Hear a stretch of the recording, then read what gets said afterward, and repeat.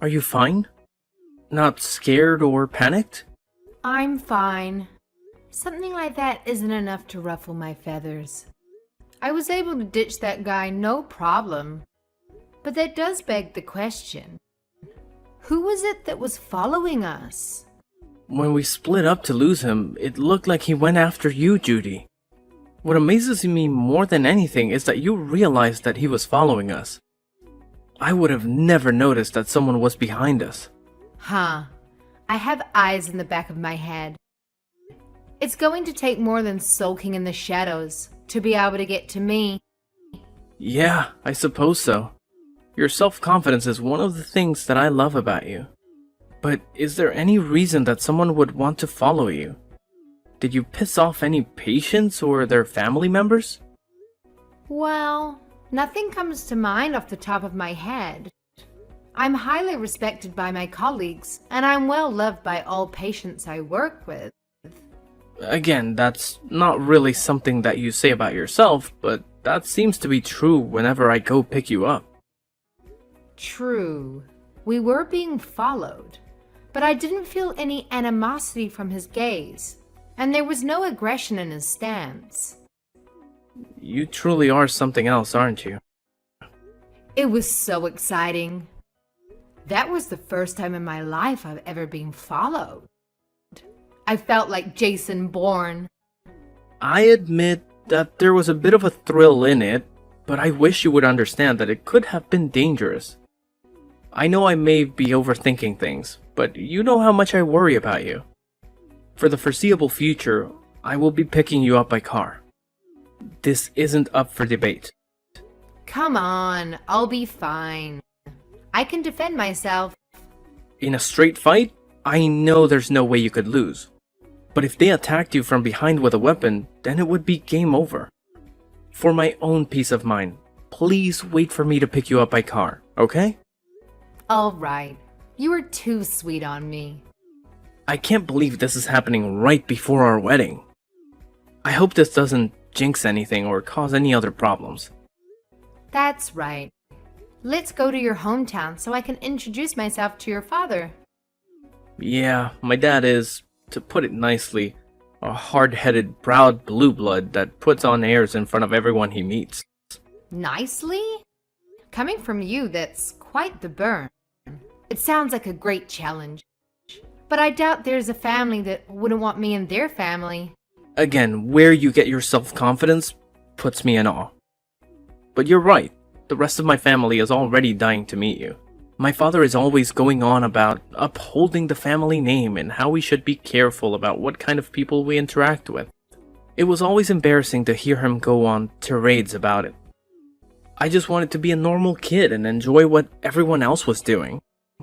Can you believe that he called us modern-day aristocrats? Wow, that story is cringe. I know, right? I honestly thought about not going to visit him because he can be so pretentious and hard to deal with. Somehow he sniffed out who I was dating and demanded that he see you face to face. A sixth sense or some stupid thing like that, he said. Well, in most cultures, it would be unthinkable not to introduce yourself to the family, especially when we're about to get married. So I'm cool with it. Don't worry too much. You know me. I'll make it work out, and it'll be fine. I know you can get through any situation. I just don't want the experience to leave a bad flavor in your mouth. It's still not too late to pretend we never got his summons and leave him to stew on his high horse. No, we gotta do what we gotta do. I want to do things right. It doesn't matter who the other person is, but we should get to know each other's families. Because marriage is not just the pairing of two people, but two whole families. You're straight a shooter as they come. And of course, you're right again. I suppose I should just sit back and watch the sparks fly as the two most stubborn people I know meet for the first time. Soda and popcorn, recorded, uploaded, and went viral. I'll be fine. I'm an adult and I can control myself. Let's just hurry up and meet up at home. You worry too much. Do you want that guy to pick up on my trail again? Oh, geez, no. Yeah, let's go home.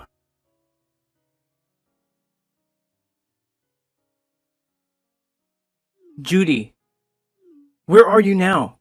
Are you okay? Are you hurt? I'm fine. I just went outside for a little bit to cool my jets and clear my mind. Wow, that went far worse than I could have ever imagined. Trying to pour a pot of hot coffee on me was something that even surprised me. Thank God your reflexes are so fast. It's like watching a Jedi in action. You started moving at the same time he began his stupidity. It was like you knew it was coming. It's not that big of a deal. I didn't see him since he was in my blind spot, but I felt that something was off. That only happens right before someone tries to hurt you. I guess that only makes me seem more like a Jedi, right? Yes! That or Spider-Man. That's me. By the way, where are you?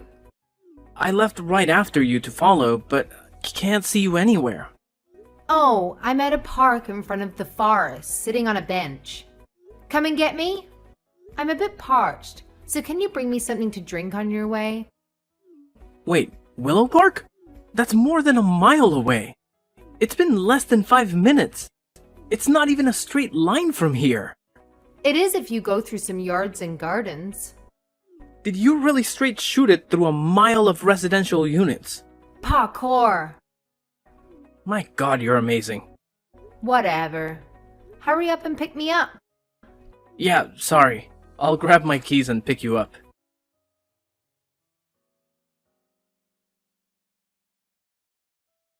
Judy, this is Albert's father, Ryan. Mind telling me how you got my WhatsApp ID? That's not important right now, but I know that I can do a lot more than that. From here on out, I will not allow you onto my property a second time. Of course, that includes ever seeing or contacting my son Albert again. Really? You got a valid reason to outcast me? When you come from a name as prestigious as ours, it would be unthinkable to take an uneducated little girl like yourself into our great family. You never even graduated from a university. There is no way I could let my grandchildren be raised by someone who could barely get a GED. No worries there, pal. I have no intention of ever being in the same room as you ever again. However, I will marry Albert, as promised, with or without your blessing. Never! Who would be foolish enough to ever marry you? Your family is poor as dirt. How could you imagine standing eye to eye with a family of our caliber? How dare you think you could pollute my bloodline with your filthy peasant DNA? Ooh, them be fighting words, old man. But I couldn't care less about how much you badmouth my family. It's true that my family was not well loved by any means, but we were happy and had all our needs met by parents who loved us. Probably because we didn't have the same idiotic family members spouting off about our special status as a noble family. To be talked to in such a way by the proletariat is insulting to the greatest degree. Boo-hoo. Why don't you go and wind up your country club friends and have them stroke your ego until you feel better? Because an inner-city girl hurt your fragile feelings. Aww. On the other hand, you talk about being from such a great family. But do you walk the walk? In what way are you more successful than a commoner like me?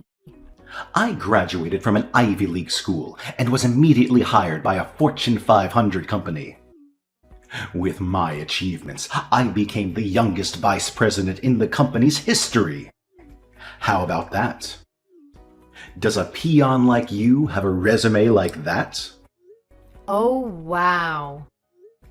Truly a credit to your name. With a history like that, you can add trying to pour hot coffee over your son's fiancé and failing. Man, It's amazing what life throws at you and to see how you react to it. You should be grateful it was just a cup of coffee. I can't stand that not only are you trying to marry out of your class, but you have the gall to talk to me in such a disrespectful tone. I'm not asking you to stand for anything. Albert and I are getting married, so you can just leave me alone. I simply will not allow my son to marry a girl who has never graduated university. Oh, so you're a measure of nobility. Is it proportional to a person's academic achievements? You do understand how dumb and stuck up that sounds when you say it out loud, don't you? Shut your filthy mouth. Don't think you can change your station in life by trying to marry up into our family. Every single person in my family has graduated from university just to show you how much we value education. If you push me any further, I will not be held responsible for what happens to you. Look, I really don't care what you try to do or why you think threatening me is going to scare me off. That only works on your subordinates at work. And on the subject of universities, you do know that I graduated, right? Graduating at 19 years old is what you've said. That is not university. Little girl, that is called community college. You do understand the difference, don't you? One selects for society's future leaders, and the other provides basic courses so the masses don't embarrass themselves in public. You're simply a bad match for my son who's on the fast track for the good life and will bring so much honor to our family. And find a girl worth fighting for. Yes? What are you talking about? The weddings are off as far as I'm concerned, so get an education if you want to have a chance of marrying up for your spotty heritage. I skipped a few grades and finished med school at 19. Like I'd believe that. At 19, I graduated med school and then got a master's on the side, just to kill some extra time. A master's at 19? Impossible! You should learn how to lie better. It would take superior genius to even come close to achieving that. A real lie needs to have a modicum of truth in it, or at least be somewhat believable. Playing along with your fantasy world for a little bit, why didn't you tell me this sooner? That might have bought you some time. When I did try to tell you, you decided to preempt me with aerial coffee entertainment followed by kicking me out of the house.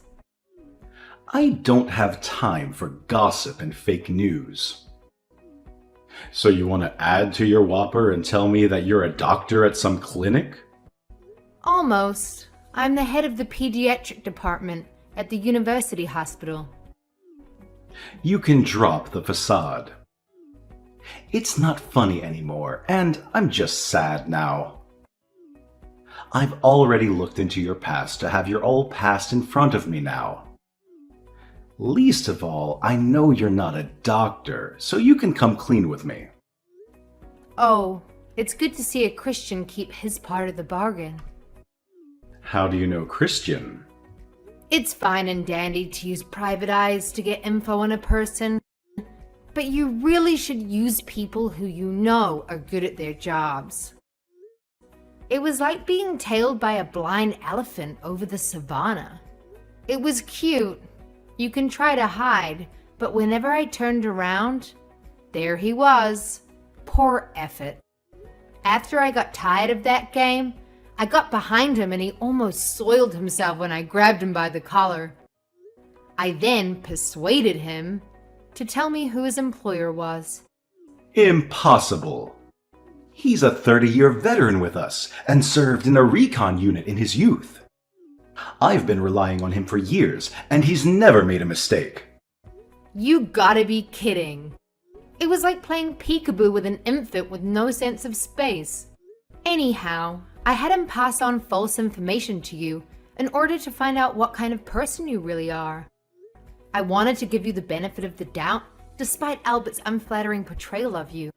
So I told Christian to hide the fact that I'm a doctor. Albert and Christian both? Can you blame him? With your temperament and outlook? I've also taken the liberty to release our chat logs and the dirt I've dug up on you and your investors. What? Why would you do something so unnecessary? Well, according to your words, it would be unacceptable to allow dirty blood to pollute the system, right? The same goes for business. One bad apple can cause the whole batch to go bad. Isn't that how the saying goes? You're saying I'm the problem? Impossible! I've done so much for the company. They wouldn't do anything to me, would they? Dunno. Tell that to the person who's going to be reviewing your case and deciding your fate. Telling me of your triumphs and tribulations is just a bother. Why would anyone at my company trust you? How could you even get anyone on the board's attention? I'm a very famous and popular doctor in higher circles, so I do have acquaintances in almost every industry. In fact, I've known about you for a while. I've not even told Albert about this part of me. I'm about to teach you how to really get dirt on people. Haven't you had enough fun at my expense? How long must I put up with your blasphemy? Do you have any idea who you're dealing with? Have you any clue what I will do to you if you make me your enemy? Fully. Because I have no fear of some unemployed old man who got fired from his job for being a toxic lowlife. Fired? Who's been fired? Are you talking about me? Blackmail 101. Your termination is one of my demands for not releasing your dirty laundry to the world and tainting your company's good name. Any company would throw a useless president under the bus in order to maintain their quality in the public eye. That'd be a breach of contract on their part. How devious are you? Everything you're doing is illegal. Illegal, you say?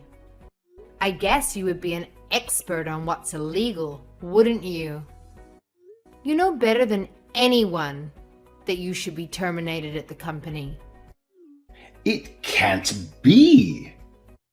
As I said before, I've thoroughly investigated you. I wanted to know what I would be marrying into, just in case it could negatively affect me in some way.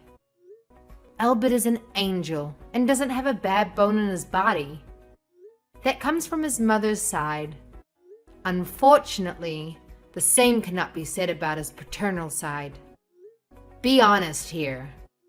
There is something you need to apologize to your company about, isn't there? That's unprovable, isn't it? How could you know? You're lying. You're just trying to entrap me. Really? Maybe I should talk to your wife first. I bet it would be hard to admit that to her, so I'll tell her in your stead. Stop. Fine. You win. My God, what are you? I may have temporarily transferred company funds to partake in the services of an escort enterprise. You paid for a whore using the company's money? That'll get you fired from any job. Wait, I had a good reason. I truly did. Yes, yes. You truly loved the girl and wanted to help her out of a bad situation. Yeah, you fell for the hooker with a giant heart of gold. But you, sir, are now Richard Gere. You do understand that admitting that you love another woman isn't going to be taken well by your family, right? And I know how serious about her you were by the amount of cash you dumped into her scheme. She said she would leave her boyfriend for me. She just needed money to free herself.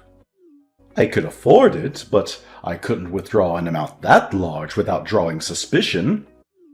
So I planned to pay it back to the company little by little. See, it wasn't stolen. I just borrowed the company's money for a short time.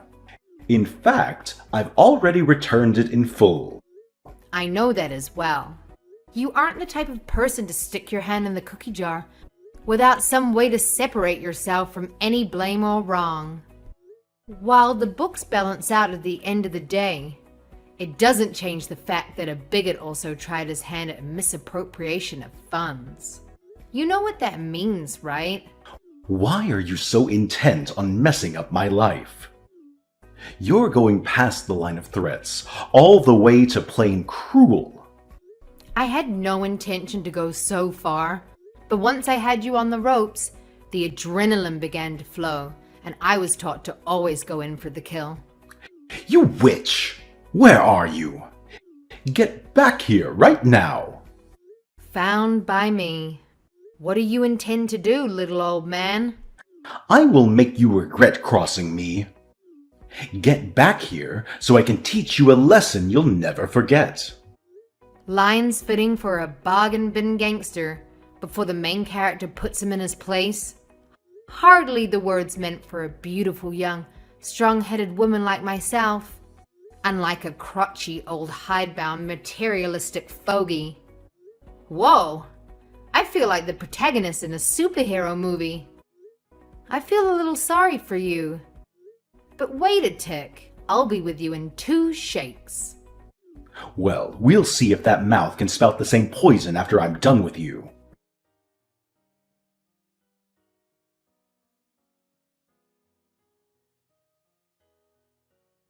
You've had enough yet? Want to go another round? I don't think the results will change, but the offer still stands. What are you? How are you so fast and strong? I'm as fit as a 30-year-old and was an amateur boxer through school.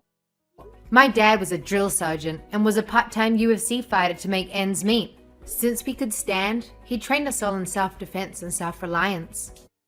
A UFC fighter? He pushed his reflexes, hand-eye coordination, and martial arts skills to the absolute limits a human body can handle. That discipline and focus he installed in me ended up helping in school as well. But I did surpass him in middle school and haven't lost to him since. He holds me as his greatest success and still makes me come weekly to spar with him. So, as you can see, I'm not only a genius in academics, but a genius with my fists and feet as well. I only became a doctor because it helps others, pays well, and is relatively easy for me. Hubris much? It's only hubris when you lose. Until then, it's cold confidence. So now you know who I am. I'm a totally different class from you. You still want to cross me? Class? I was born into the most prestigious family in the state. What do you know of class? Wow, you still have a goal to speak of class. Then get ready for spring 1917, comrade.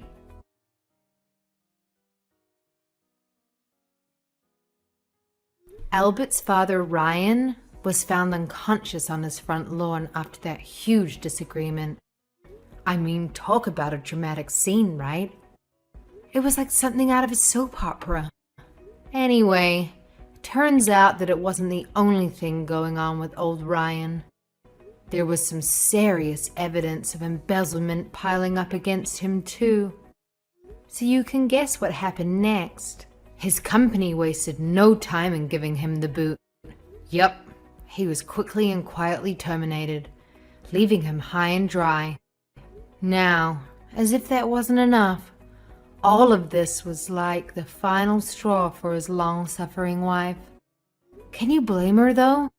I mean, the guy was not only unconscious on the front lawn, but he was also cheating on her. That's a recipe for disaster right there. So she did what any self-respecting woman would do in that situation, she filed for an immediate divorce. And boy, did she not hold back. She went for the big guns and claimed a huge alimony payment. Good for her, I say. Gotta secure that bag. But wait, it gets even juicier. The rest of Ryan's family, you know, his brothers, sisters, cousins and whatnot, they were absolutely disgusted by Ryan's actions. I mean, who wouldn't be? So they decided to cut him off completely. Can you imagine? They removed him from the family tree like he never existed. Ouch. That's gotta hurt. Meanwhile, here I am, welcomed into the family with open arms. I'm like the golden child, the prodigy daughter-in-law. They love me, and I love them right back. Now let's talk about Ryan's current situation. It's a really sad story, I tell ya. He's stuck living in this tiny one-bedroom apartment, working as a night manager just to make ends meet. I mean, talk about a fall from grace. He used to be all high and mighty, preaching about the importance of bloodlines and stuff. And now look at him, scrubbing floors and cleaning up other people's messes. Life has a funny way of teaching lessons, doesn't it? But hey, enough about Ryan. Let's focus on the bright side of things. After all that drama and chaos, Albert and I found each other. We got married and guess what? We welcomed our first child into the world just a year later. It's like a fairy tale ending, you know? Both our families have come around and embraced us with open arms. They've put all that dirty business caused by that bigoted old man behind them. It's all about love and support now. And let me tell you, Albert, he is such a sweetheart. He always praises me, saying that with me, our family has nothing to worry about. And you know what? It makes me feel so good. Because he's absolutely right. We've built a strong foundation of love and trust, and nothing can shake us. So yeah, life has its ups and downs, but as long as we have each other, we're unstoppable.